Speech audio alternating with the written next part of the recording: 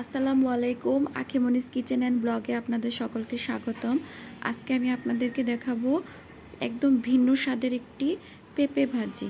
এজন্য আমি একটি প্যানে প্রথমে কিছু তেল নিয়ে নিয়েছি। এখন আমি এর মধ্যে কিছু পেঁয়াজ দিয়ে দেব।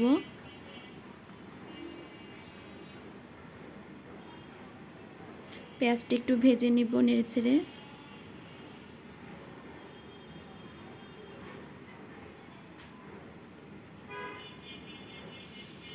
একটু অপেক্ষা করব পেঁয়াজ ভাজা হওয়া পর্যন্ত।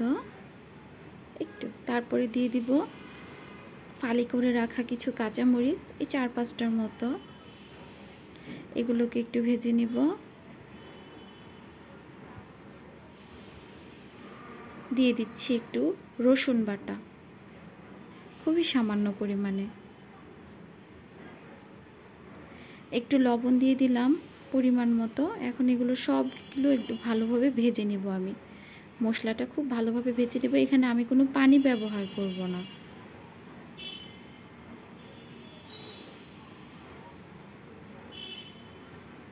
দিয়ে দিচ্ছি পেঁপে। এখানে আমি আধা কেজির মতন পেঁপে গ্রেট করে নিয়েছি, একদম চিকন করে। এটাই হচ্ছে এই ভাজিটার মূল বিশেষত্ব।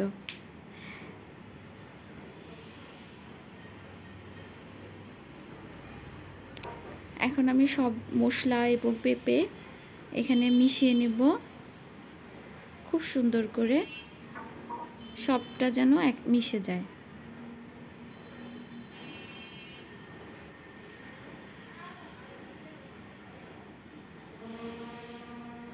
খুব ভালোভাবে মিশিয়ে নিচ্ছি।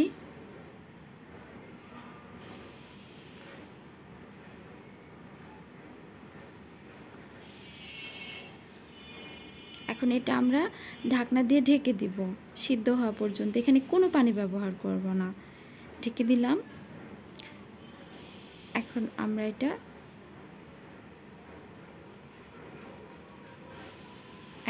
একটু দেখে নিচ্ছি ভাজির কি অবস্থা। দেখেছেন কিভাবে পানি ছেড়ে দিয়েছে পেঁপে। এখানে আমরা কোনো পানি ব্যবহার করিনি।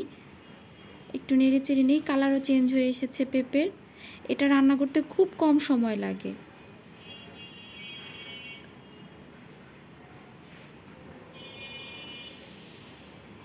আমার ভাজি কিন্তু প্রায় হয়ে এসেছে।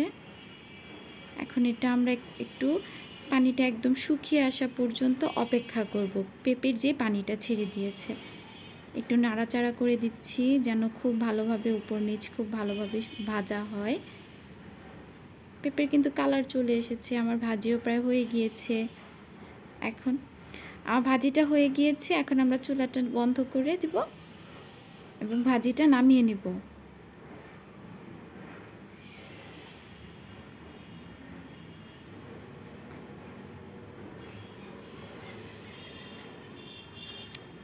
এই তো আমার হয়ে গেল পেঁপে ভাজি।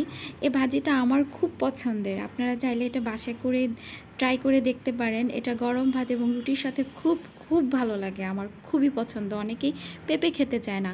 পেঁপের সবজি রান্নাটা অনেকের ভালো লাগে না। এভাবে বাসায় ভাজি করে দেখতে পারেন।